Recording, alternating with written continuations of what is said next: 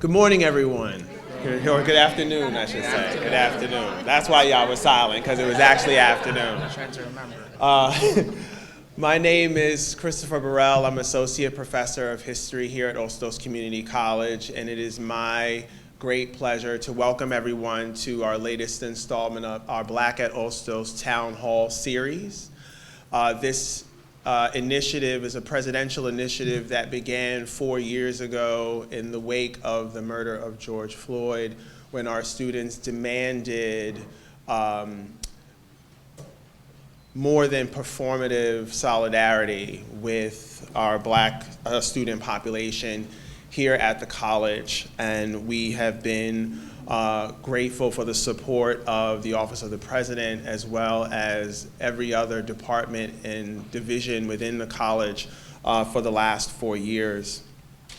Before I go any further, I want to let everyone know that this event is being recorded. And so if you have any issues with being recorded, please see Kelsey Schmidt or Diana Kramer for that. Before we go any further, I'd like to welcome to the podium our president, Daisy Coco DeFilippis, to offer welcoming remarks here this morning. Thank you.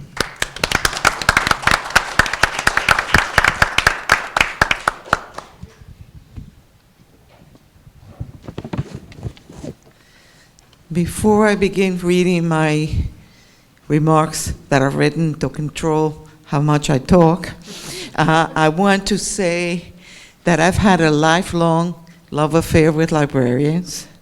They saved me as a young immigrant from the Dominican Republic. And then as a graduate student, oh my gosh, when I got into this really esoteric research, esoteric then, Dominican literature way back then, and then as a young faculty member at your college, the faculty there was just so terrific in getting me so much information. So I am not surprised that we have all these do-gooders here, and I am so grateful for your being here, both as a college president, but also in my own person. My children grew up loving libraries and they had to be dragged out of the library after school, and they became sort of assistants in the local library. That's how much they loved, how much support they were getting from the librarians. So, buenas tardes, good afternoon, and I want to thank Professor Haruko Yamuchi. Am I pronouncing it correctly? Sí or no? Yamuchi. Yes. Yamuchi, okay, for gathering this afternoon to mark Right to Read Day 2024 at Hostos. We are delighted to be in your company, dear distinguished guests and Hostos family. Ever since Johannes Gutenberg invented the printing press in the 15th century, controversy has surrounded the written word. It has been attacked and defending. I just keep thinking of the Spanish Inquisition or the burning of books during Hitler's time, et cetera, and in the literature. But we have to stick with American stuff. So curiously enough, it's often the case that the books in question are not being read by the people who demand their removal. I don't want to tell you my own personal controversy when my book was, my first book was, I was nobody knew who I was, and they printed my first book, and it turned out that it was defending a period of literature that apparently some of the then critics, and so ultimately it was in the paper, back and forth, a controversy. I had my stepfather who lived there said, bring them a copy. I have a sense the person who's writing these articles hasn't read the book. So gave him the book, and guess what? At the very least, the controversy made it very possible for them to begin offering me, write another book and we will print it, because I was nobody. But it was somebody writing about, but somebody said I had written that they had not read in my book. But at any rate, undue reflection is not such a curious thing at all. Book banning has very little to do with literary values and a great deal to do with the power of the written word. Demagogues and dictators recognize that power. That's why it's always one of the first things they attempt to pervert. Books that focus on reclaiming individual and collective histories are regularly the subjects of bans. In the United States, titles like Kimberly Crenshaw's Critical Race Theory, the key writings that form the movement, Ta-Nehisi Coates' Between the World and Me, and Nicole Hannah-Jones's Pulitzer Prize-winning The 1619 Project. And by the way, she's got another big article a couple of weeks ago in the New York Times Magazine, so I do expect another book soon. Deal with the devastating consequences and the impact of slavery on American life. All three books and many, many others have been banned in various states, and Florida comes to mind really clearly. And a recent report from PEN American states that books about race, racism for that feature characters of color, makeup, and I just was reading, I think this morning or yesterday, that is about 47% now of the books that are banned. In the course of today's town hall, our distinguished guests will examine the whys and wherefores of book banning. The better we understand the reasons for this brand of censorship, the better we'll be prepared to carry on the fight for intellectual and academic freedom. After all, we all, we had our own teaching to transgress right at City College, right? So I do teach to transgress and to read what people think you're not going to see, and to question and to challenge. As I was telling the student government last week, do not accept anything just because it's written. Question it and challenge it and see why it's being said and what isn't being said, and what is the implication. I'm so looking forward to this. I cannot tell you how excited I am, and I'm so glad that the panel is taped so that I can hear it again. All right? Mil gracias. Thank you very much.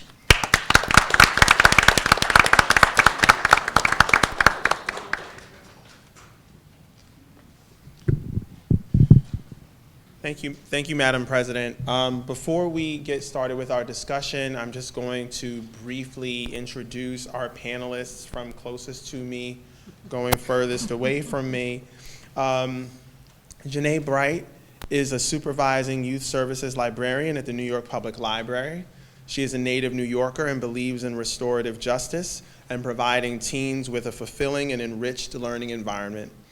She graduated from CUNY, Queens College, with an MA in Library and Information Studies and a BA in Education from City College. So CUNY through and through. Next, Evelyn Muriel-Cooper began her library career at the New York Public Library in 1987. She currently serves as the supervising unit head reference at the Bronx Library Center's Latino and Puerto Rican Cultural Collection, building and maintaining NYPL's largest Spanish language collection, planning and coordinating programs and services for the Bronx library community. Graduate from City University of New York, Queens College, another Queens College alum, with a master's in library science. Ms. Muriel-Cooper continues to lead her talented staff and creatively serve the public via hybrid monthly book discussions, storylines, líneas de cuentos, hybrid banned book discussions, and with recommended banned book titles. Provides monthly local university and community outreach, Ask NYPL in Espanol, Spanish self-help, podcasts, in-person walking tours, in-person art exhibitions by local and international Latino artists. Ms. Muriel-Cooper has been an active member of Reforma Northeast Chapter since 2017.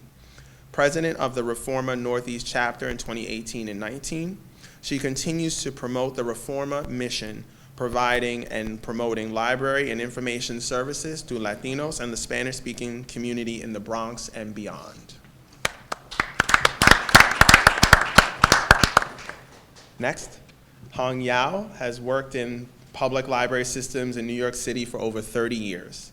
Currently, she holds the position of Director of Technical Services at the Queens Public Library. She leads a team of about 100 staff to ensure that materials are properly selected, ordered, cataloged, prepared, and delivered for 65 locations to satisfy the demands of residents in Queens. Hong has been an active member of the American Library Association and other professional organizations. Currently, she is serving as ALA Counselor at Large and OCLC Global Council Delegate. Hong has been a frequent speaker for regional, national, and international conferences. Most recently, at JCLC 2023 conference, she presented a program titled, quote, Moving Forward Together, CALA's Actions Towards Diversity, Equity, and Inclusion.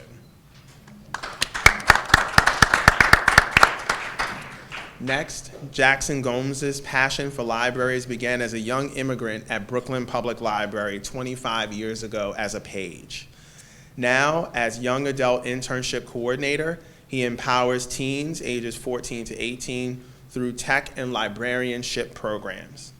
Jackson's Today's Teens, Tomorrow's Techies program provides hands-on training and internships, introducing teens to the tech field and enhancing library services. He also coordinates the Librarians of Tomorrow program, where teens intern with librarians and explore careers in librarianship. In April 2022, Jackson, along with his colleagues, successfully launched the Books Unbanned initiative, which has offered digital banned books to over 6,000 teens in all 50 states. The program was awarded the Library Journal's prestigious 2023 Librarians of the Year Award in recognition of its impact. Jackson's commitment continues as he pursues his master's in library science while participating in Brooklyn Public Library's Pathways to Leadership program. Perhaps that might be at Queens College, although that might be something that Vivian in Brooklyn. Sorry. I mean, does Brooklyn College have that program? We'll see. It's all virtual, it's the only way you can have it. Thank you. But I'm a CUNY graduate, so it's fine, right? City College, so down the block. Our next panelist, Emily Drabinski, is Associate Professor at the Queens College Graduate School of Library and Information Studies. She edits Gender and Sexuality in Information Studies, a book series from Library Juice Press / Litwin Books. Drabinski serves as the 2023-2024 President of the American Library Association.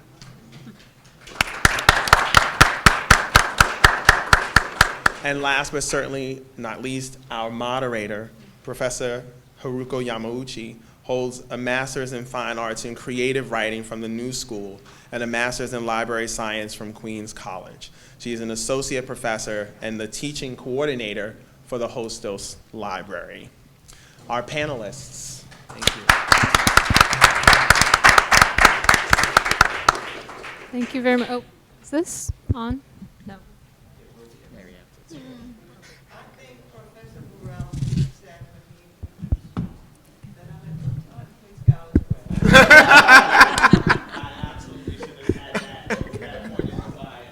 Thank you. Thank you very much, Professor Burrell. So just to continue a little bit of the contextualization that Madam President began about why we're here today. So, as our country moves forward and makes some steps towards becoming a more inclusive society in terms of whose voices get to speak and be heard and whose histories are published and taught, there's been resistance. And there's been resistance to more equitable society and to the writing, distributing, and reading of books that challenge the status quo. So recent coordinated campaigns to ban books from public and school libraries, efforts which have disproportionately targeted works by and about African Americans and other people of color, as well as members of the LGBTQ community, are part of this backlash to more inclusive US society. So we're here now to understand the scope of these campaigns, their implications, and how our local library systems in New York City have been fighting to defend the freedom to read. I hope today's panel will become more of a discussion, and there'll be time afterwards also for questions from the audience. But I'll start with the questions. And our first few questions will be to Emily as ALA president to help set the national context first.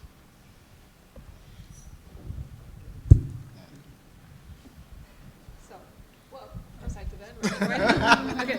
When did this wave of book banning campaigns begin? And how do these attempts to remove books from school and public libraries fit into the larger context of discourse about and backlash against communities of color and LGBTQ people?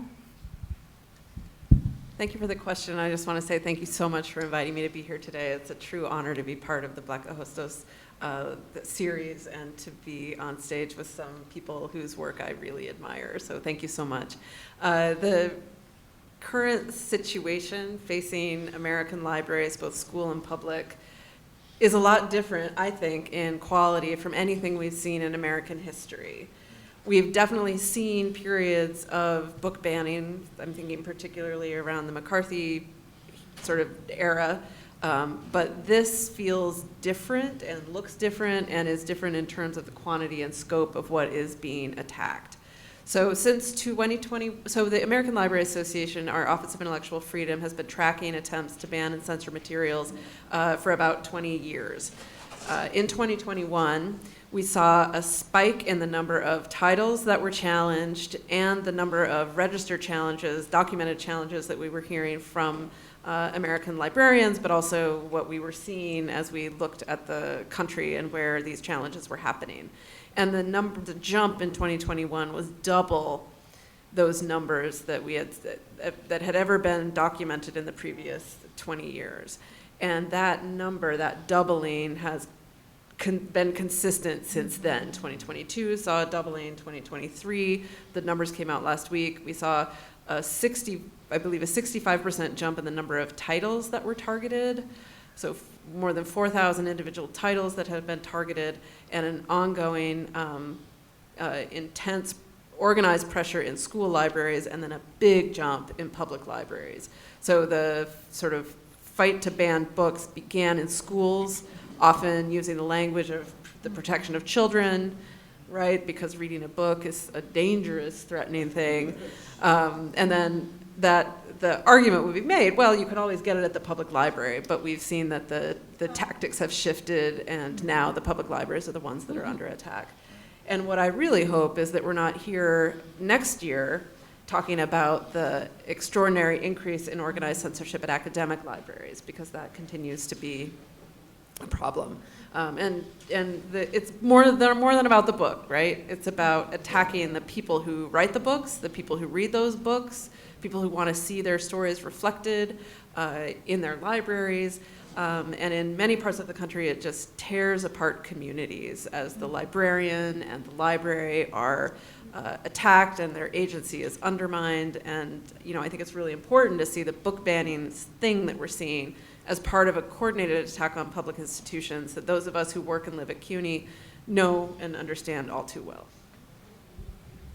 Thank you for the context. So, given just to come to this question of scope, given the alarming rise, you're saying like the doubling every year, can you help us sort of concretely understand where in the country has this been most prevalent? Do you have a sense of either the number or the percentage of either school districts or public library systems that have been affected by these challenges? No, I don't. I think of them as these are like wildfires, right? I was talking to a librarian in New Jersey, which I would think would be a state that wasn't facing book bans because it's not Florida, but that's not accurate. It's not true. Book bans are happening everywhere. They're happening right here in New York City. In New York City public schools, school librarians are battling to make sure that they can have certain materials in their classrooms. Mm-hmm. But it is everywhere. And I want to say, it's not just the individual sort of challenges to libraries. What we're also seeing is coordinated attempts to pass legislation in many states that would codify the restriction of the right to read.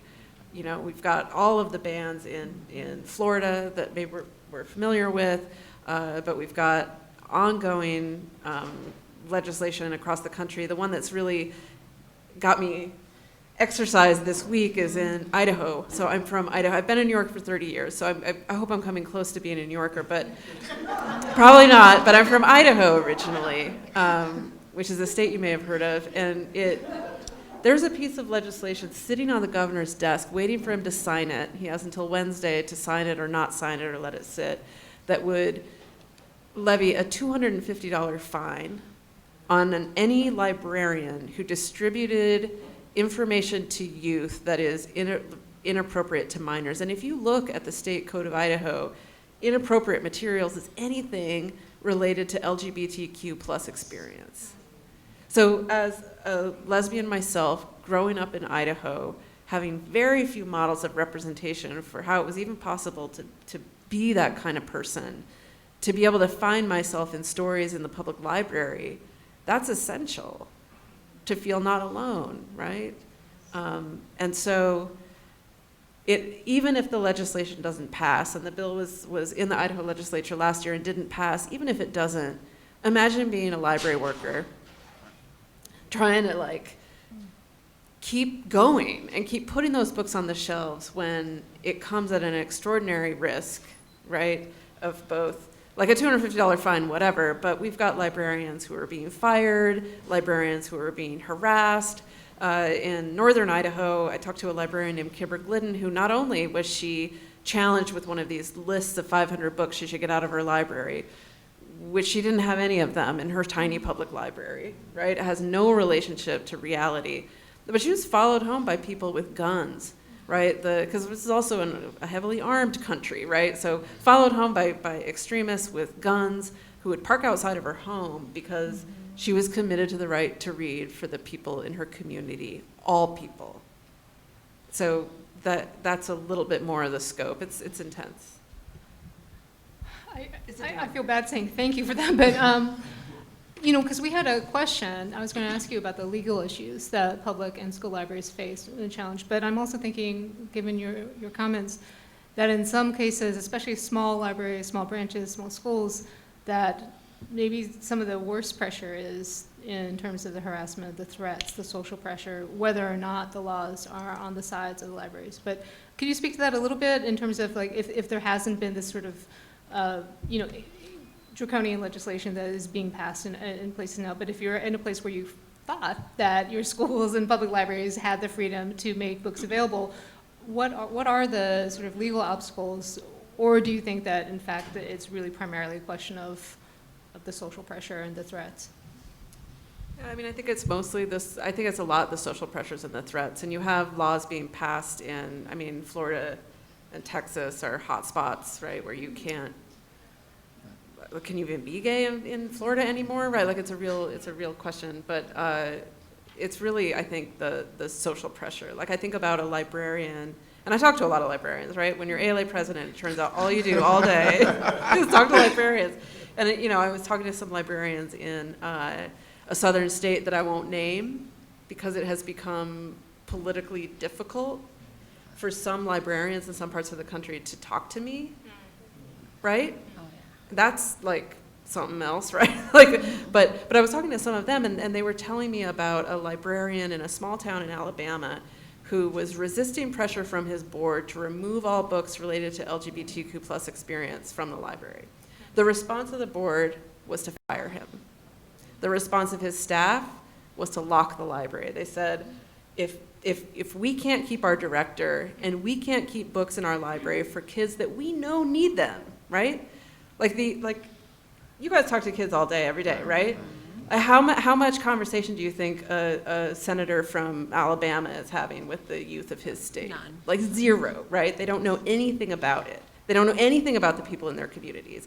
And so they've got, like, the library staff locked the library in resistance, and many of them were fired by the board, and the library is now being run by volunteers who are a part of these pressure groups that we need to be organized against if we're going to win what I think is a fight, not just for the right to read, but the right to public institutions at all, to a public good, to these eclipse glasses, right? Think about what a library does, right? It expands access to the wonders of the world. I'm going to leave here because of Brooklyn Public Library, able to keep my eyes open between the hours of 2 and 3.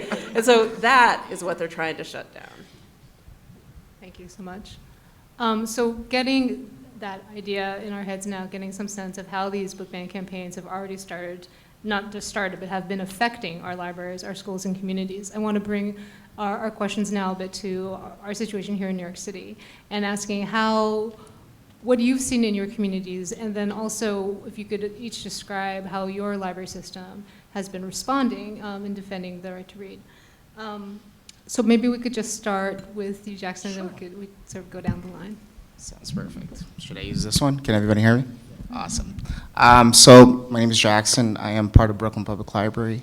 So you guys can imagine Brooklyn Public Library is a pretty big borough. We serve a lot of people. About 2 years ago, our president and CEO, Linda Johnson, and our chief librarian, Nick Higgins, came to us and said to us what most of us think. Being in New York City, you're privileged. You have libraries that give you access to so many things that other parts of the country doesn't allow you to do so. So when Nick got a group of us together, 5 of us, we all work with teens. We know the different internships we offer to our teens. Our teens get paid to learn what it means to work or volunteer in the library. So keep that in mind, which is not possible always across the country.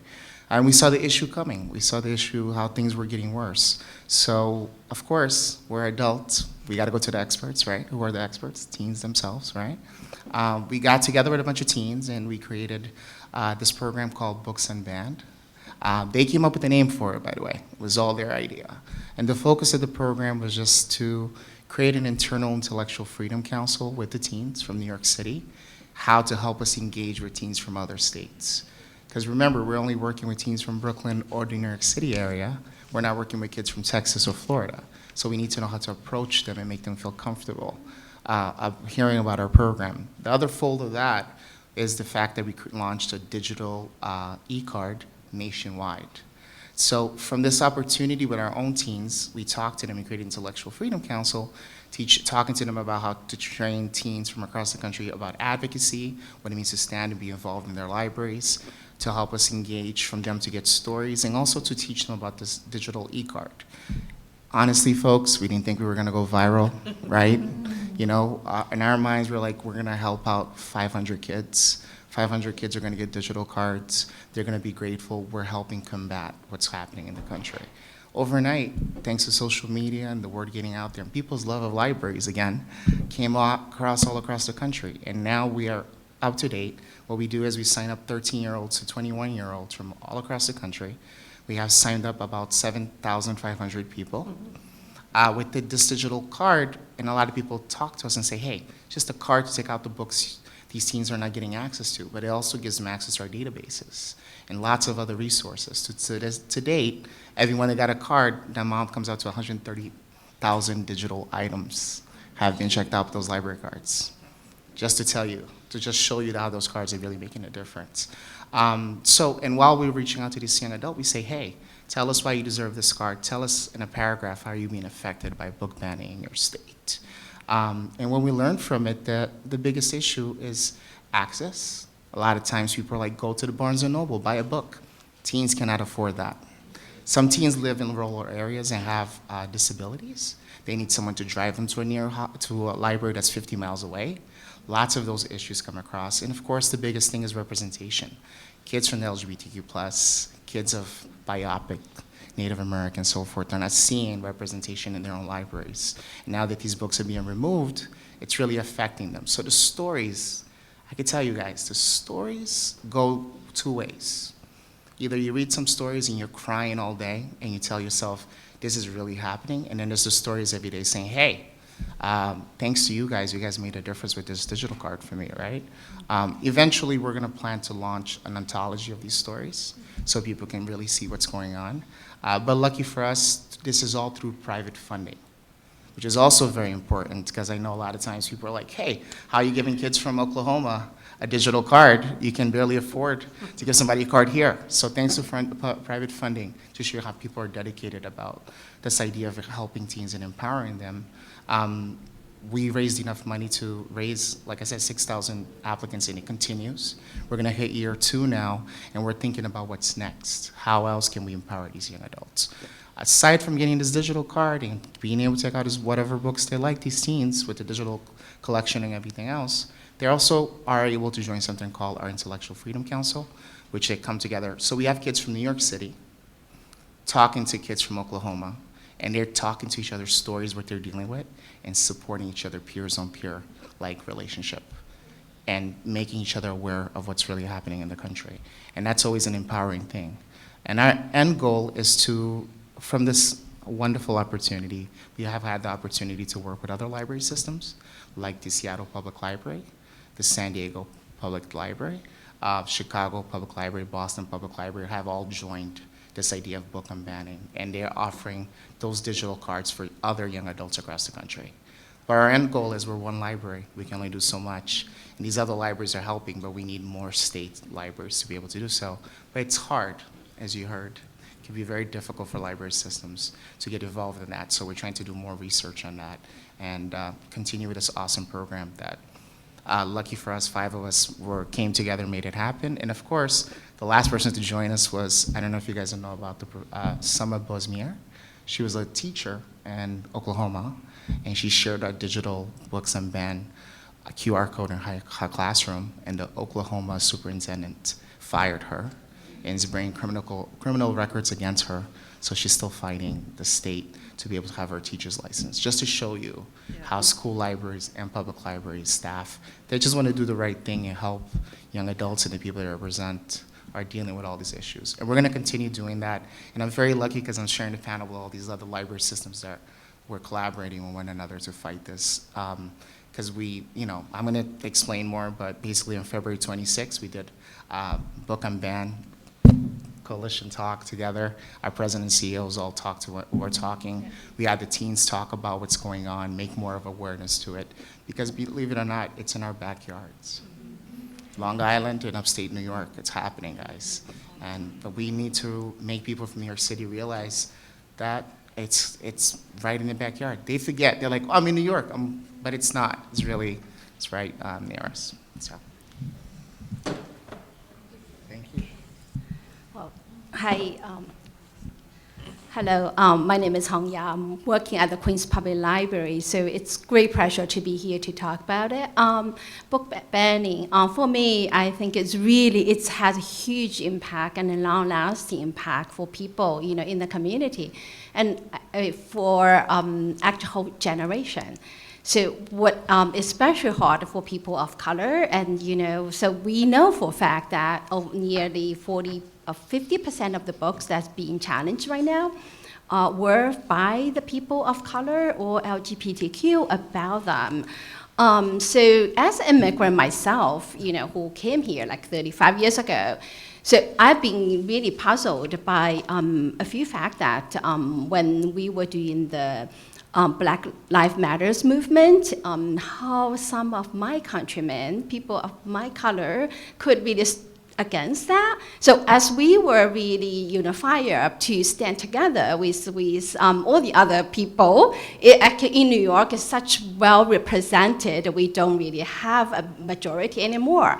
So we were really fighting up, and especially during the pandemic, I remember in my household was my kids came back, just temporarily moved back from their residence, and then we started to talk a lot more topic at that time, and we really want to join when the opportunity come up, as my daughter's company start to sponsor 200% donations. We all jumped on, and then we start to share in my social media, and have people, but then slowly you start to hear people in my community, like, the voice against it. And then remember at the dinner table, people, family pulled apart, you start, it's always fight. It's been 3 years now, but I still been thinking about it, why this happening. And then one thing, when I'm start to prepare for the book banning, or book banning efforts started to be much more in the news, I was daunted on me, well, that's because, they know book is knowledge. And, and knowledge is power. If they can take the power away from us, they have succeeded. For immigrants, like, they have succeeded with some of the immigrants here in New York City too. They pitted us against each other, black, white, brown, and then, many of my Asian colleagues or, or friends fall into the trap of model minority. We think we succeeded because we work so hard. We don't really care what's outside. We become a perpetual foreigner. So that's a notion carries on. I think the reason leading to it, because people worked so hard, they don't really have time to pay attention to their community, their neighborhood, or even this country, right? And then the other reason is that a lot of Asians face the barrier for language. So we don't really get to read everything, in their own languages. We lack of knowledge. When you don't have the knowledge, you don't have the sense to really judge on your own to make, you probably, your mind may be filled with all the disinformation. If you know better about Vincent Chan, what happened, and if you know better about civil rights movement, how the civil rights movement actually helped us, or the other minorities to get lifted up, we probably wouldn't have, probably not as many people I encountered will have the same feeling about Black Lives Movement. So these are the things it's really daunting on me was like, it is important for us to have access. If we don't, we have children too. So the next generations of immigrants or, these kids, if they don't have access, the reason in New York City, we do have a coalition of young people, which is hope. That's what I saw during the time. So we cannot have this happen. So as a safeguard for knowledge, I felt like privileged to work here to really provide all those information. For Queens Library, one thing we do best is we offer a lot of international materials.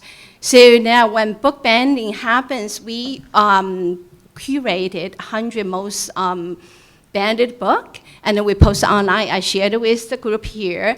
What we do is we not only put all the different formats, it's a print, digital, or you name it, all the format we have, but we also put languages. So we have some books, we have many languages. We have Malayalam, we have Chinese, you have French, you have, name it, or whatever's in our catalog, we put it out there. So hoping that, people, when they have language barrier, and they can at least read the book in their own languages. The other thing we do is we do Queen's Memory Program. So one of the podcasts we did during pandemic time was really just a podcast to interview immigrants. Their struggle during the pandemic, thinking back at that time, if you have a good job, you're okay, you can work from home. But if you're nurses, if you're nurses or any people who's in the servicing industry, so you are forced to go out. So think about the color of the people working there. It's minorities, right? So we were actually lucky enough to have a grant to really do a podcast for a few languages. We have Chinese, Korean, Spanish, and there were a few more. So these are the things we interview people, they tell their stories. I think the other thing we can do better in library world now, we are not really traditional sense of library anymore. We do a lot more. We create content. This is the best thing we can do. We create content. You cannot ban us. We create it. It's on our website, so I'm hoping that's a start, and our Queen's Memory is going strong, and then we'll carry on. We do the Street Finder events right now. So we wanted to find the local treasure, and which I think it speaks to us as Queens. It's a diversity, and it's all the colors we have, and I'm proud to be here.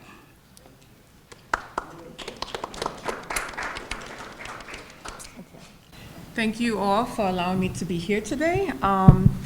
So dealing with the New York Public Library, we got really upset when we found out that, librarians were being threatened and books were being taken off. And, one thing that is so important and so wonderful is that even though we're from different organizations, we still have the same goal, which is great. So when the New York Public Library heard about what we needed to do, we decided to launch a Books for All during the week of September 22nd to the 28th to ensure the importance of reading and access to all. I'm a reference librarian, but I work very closely with my colleague here, who's a YA librarian, and we do a lot of collaboration as we're doing today. So because the teen areas it's not as huge as we would like it, and a lot of teens, after a certain time, they grow to a certain age, and they have to, be moved up to the adults. So then I try to take over and mark what the young adult librarian is doing, and mostly, right now we're fighting for book bans. It's just not a good thing going on across the world. We always have to fight about something, but this should be something that we shouldn't have to fight about. I mean, everybody knows that reading it's important. The more you read, the more educated you get, the more, not just that, I notice a lot of the teens that come up to my department, they ask to read certain things, like things that they wouldn't be able to ask their parents. They feel more comfortable saying, can you give me a book on this? And I can relate, because when I was growing up, I wanted to know things about myself, about my body. And I was too embarrassed to go ask my mom. I was just scared. So what did I do? I go to the library and get a book and learn about my body. So this is what everyone needs. All these youngsters need this, from children's to all the way to adulthood. I see adults come in and still have questions that they need to ask. So with that being said, our goal is everyone in this table, we need to fight this. And we really, whether it's happening here or not, we need to fight it and realize that this is for everyone, not just the young adults, because if they stop us, the young adults, from reading, what could happen in the future? So we need to stop it now. I won't say much more about this because, you've heard from such phenomenal speakers talking about the topic. I will speak a little bit just about the teen perspective and how it does really affect them, because they don't have the power to change things as much as us adults do, right? We're the ones who are voting, we're the ones who are really making the difference for them and affecting what the teens can do, of course. And in terms of just the teens, for what NYPL is doing, much like Jackson talked about, we do have a campaign called Books for All, but on top of the Books for All campaign, we have a teen banned book club. So that focuses specifically on books that have been banned. We have our authors come and talk and have a book discussion about why they decided to write this book, why it's important to have it, because most importantly, the book bans affect us in terms of just being more empathetic and more understanding about topics that we don't necessarily go through. So in terms of LGBTQ or about anything else that is happening in the world. So that is what books do for us. They open us to an experience outside of our own. So I'm gonna leave it there because I do want to keep it moving, right? Thank you all for your responses, and thank you for reminding us that in addition to what you all have been doing to counter the recent attacks on the right to read, and to make books available to young people no matter where they are in the country, that also libraries every single day for the teens who are here, who walk through the doors, are getting access to information that they need, and that people should have the freedom to be reading what they need. We heard a little bit about also some future plans, but I wanted to open it up to all of you if you want to say anything more about future plans, either as individual library systems or in collaboration with each other, about continuing these efforts going forward. I'll take that first one, but and I'm sure Jackson has something. But so I'm sure, or maybe you don't all know, but the Queens Public Library, Brooklyn Public Library, New York Public Library is in communication constantly in what is called the Tri-Li. So things that are happening nationwide or locally, our presidents and of course the librarians are always talking with each other and seeing what each organization is doing and trying to emulate that so that it's cohesive for all of us in our own special way, of course. So we are always in communication trying to talk about the topics that are important to, of course, New Yorkers and of course for readers. I can jump on that because we do collaborations. Books for All, right? Books for All. Right. So we had a recent collaboration for Books for All where some of our interns are part of Books on Band. We have a young person from New Mexico that was part of the group. applied for that after going to a presentation we had between our two institutions and became the finalist on the writing contest. Yes. Just to show you that teens want to get involved in that.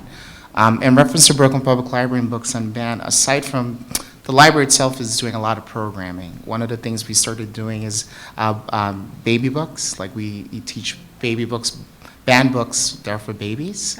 We have a program based on that now. So that's something we have going on. It's really, really great. And of course, as you can imagine, it's very popular, right? So that's something we're doing. Also, lots of programs, especially this week because it's National Library Week. So, you know, it's even crazy, even better.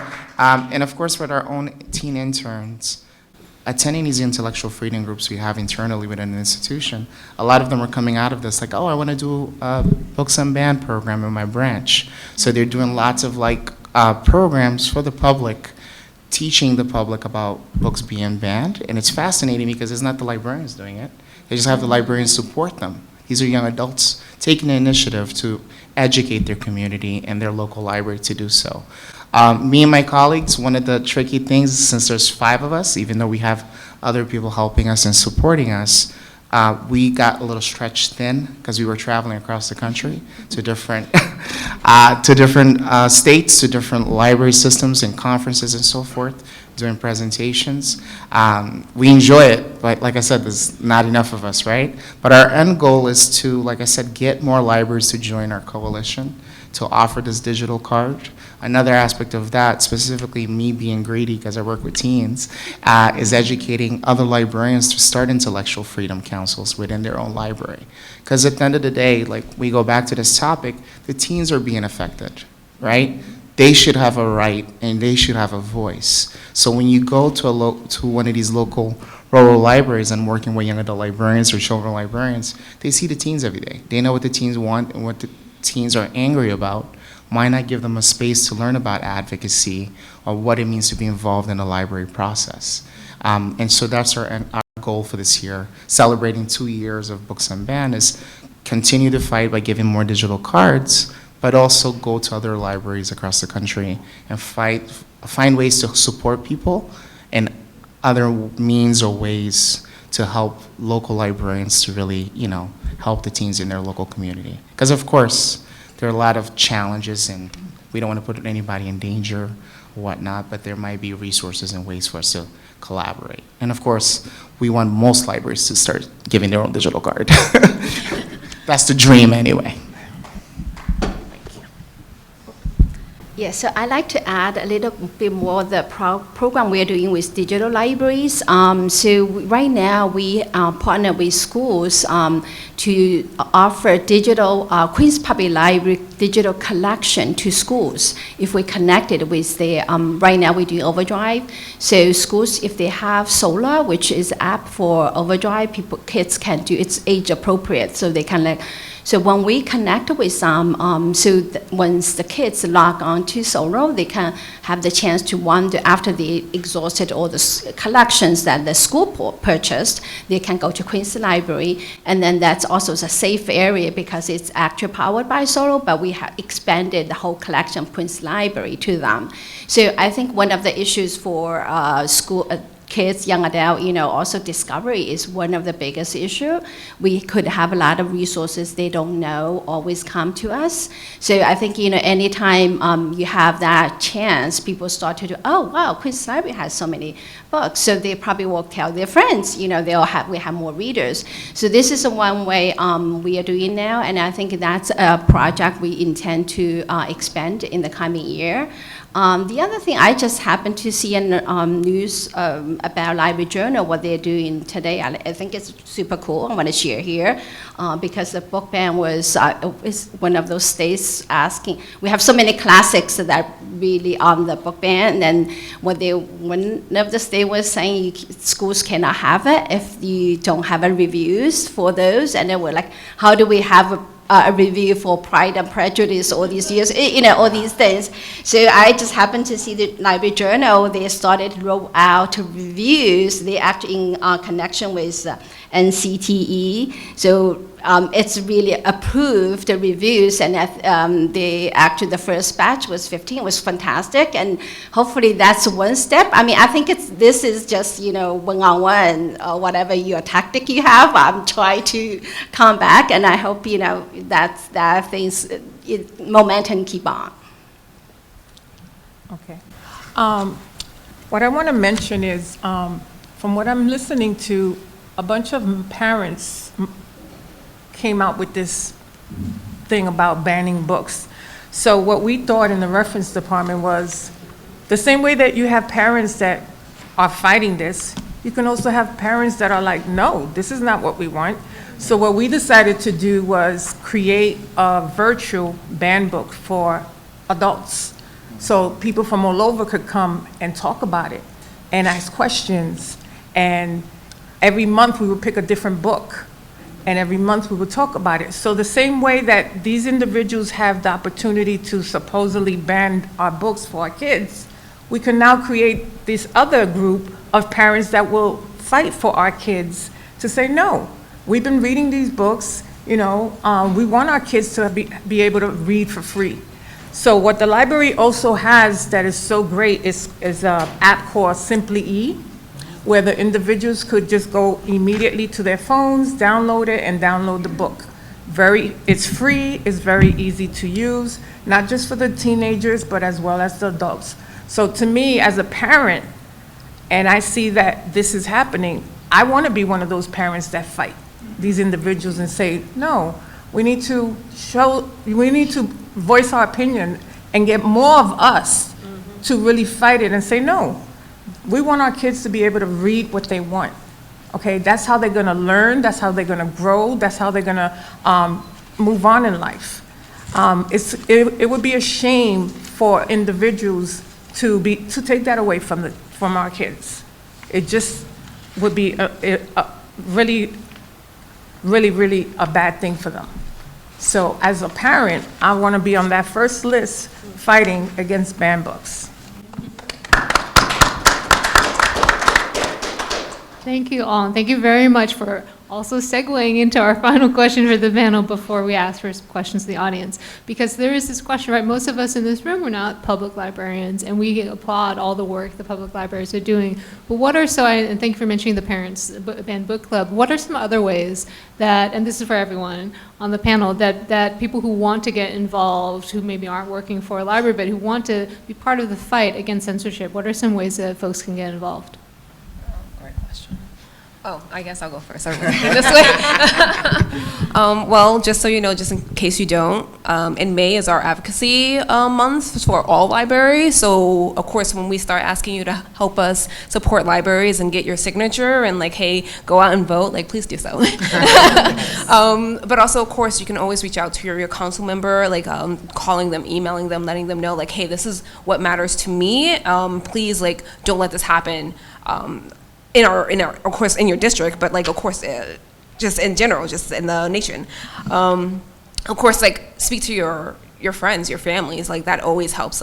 You're the biggest advocate for the support of things that you want to happen in your life. So you're speaking and saying why X, Y, and Z isn't the greatest thing, and having that discussion with your relatives or the people that you're close to, that does make a big impact as well.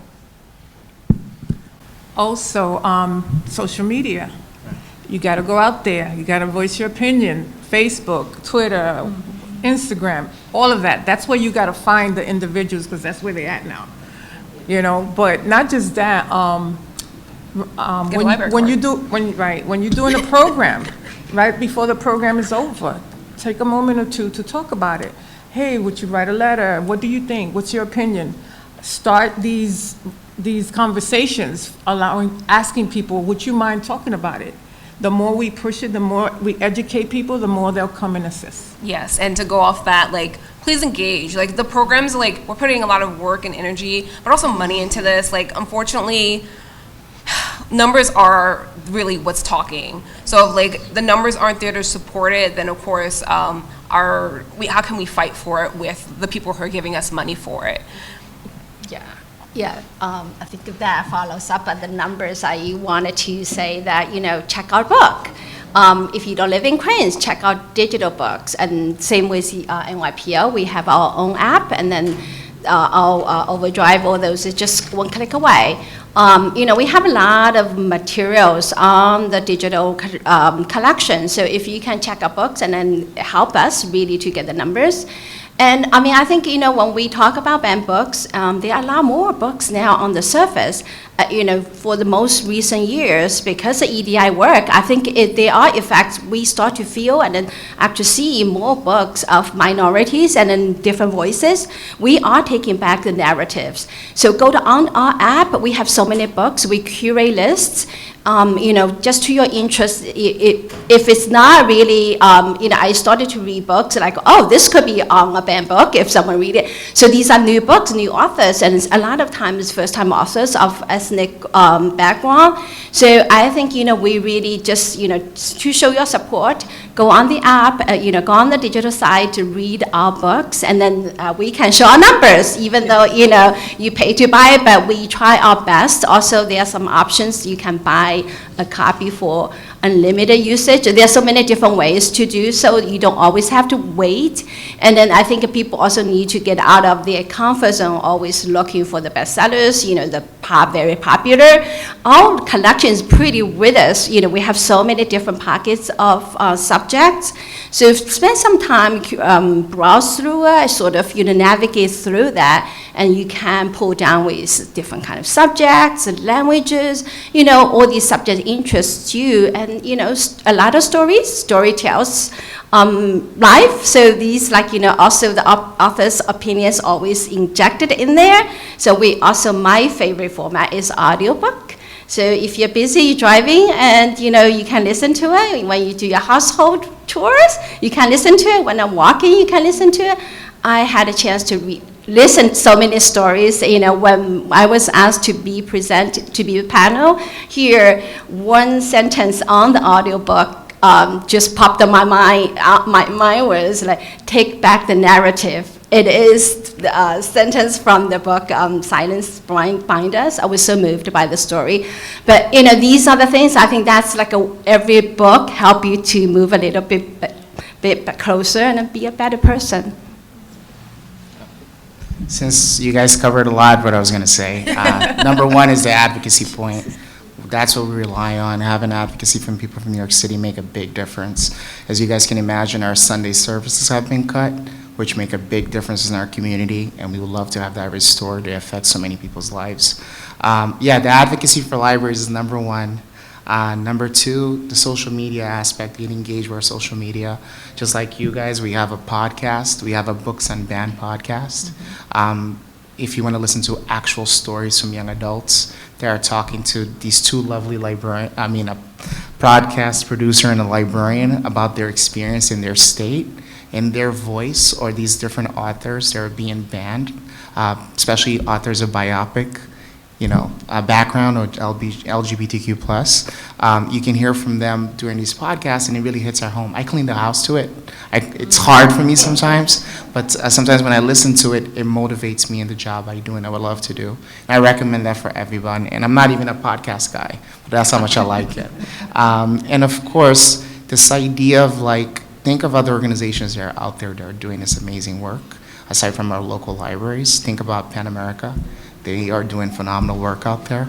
ALA, look into ways of contributing your voice or writing letters to councilmen or, various governors in other states, just saying how much they're doing a damage to teens, because teens are our future. You have to educate them and make them realize what this country stands for, especially a lot of teens and people of color, of immigrant backgrounds that were raised in this country that were given such amazing abilities. Because there are countries where you have to pay to go inside of a library. That to me is something young adults don't realize, and us being adults in their lives have to make them realize that everyone should have this ability to intellectual freedom in a library. So, thank you. Oh, okay. And I'll just say the American Library Association has a platform called Unite Against Book Bans, uniteagainstbookbans.org. We are using this platform to pull together people who are committed to fighting for the right to read and fighting for intellectual freedom. Today is Right to Read Day, so we're asking everyone to take one action, just one, to support your local library. And the United Against Book Bans website has a list of ways you can do that, everything from thanking a librarian for their good work, to writing to your elected officials, to planning to either go to a library board meeting in your neighborhood or run for the library board, or run for the school board, because one of the ways that they're winning is by organizing to take power inside of our public institutions. And so we need to be organizing equally to push back against that. You know, when I think about book bans as part of a broader attack on public institutions, if we think about the public institutions that survive, they're the ones that everybody uses, right? What explains Social Security's persistence, even in a fractured America? It's because most people get it. And so if you don't have a library card for your local public library, get one. If you have a friend or a family member who doesn't have one, take them with you and get them signed up. Go to the public library, walk in, take advantage of a program. Brooklyn Public has a program I just learned about last week where you can go online for free and learn to speak French with other people in your neighborhood who are learning to speak French. It's like a conversation group. And that's one program out of, I don't know, hundreds of programs being offered every day. So the best way to save our public libraries is to use them all the time, use them constantly, use them today.